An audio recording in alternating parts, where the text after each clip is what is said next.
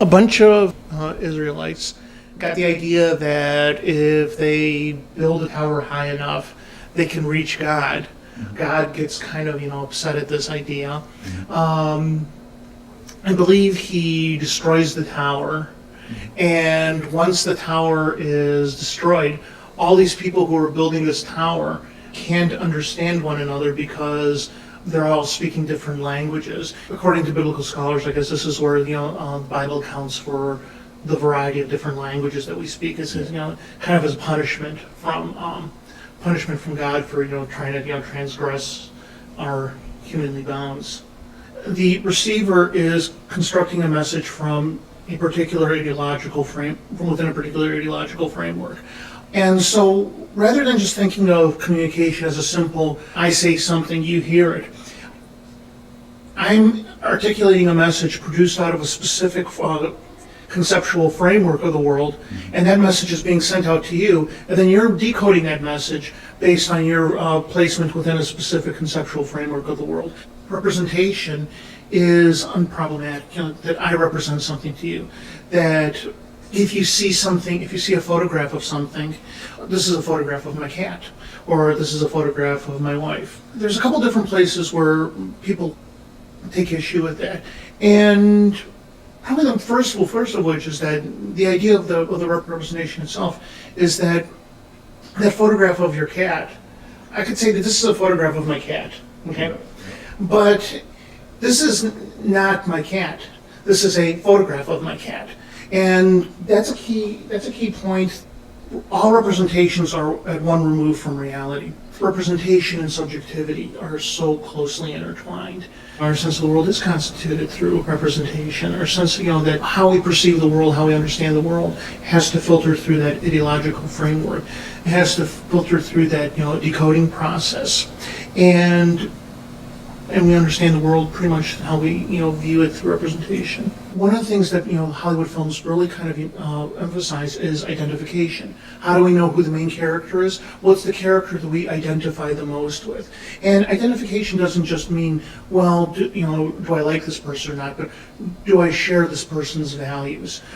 Am I kind of pulled into their ideological frame of mind?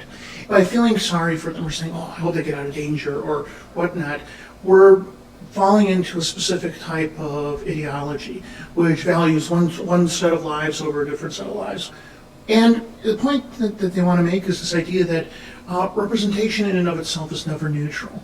It's not just what's being said, but it's how it's being said. The idea of distortion implies that there's some sort of an unimpeachable reality hanging around, that there's the truth and then there's what's false.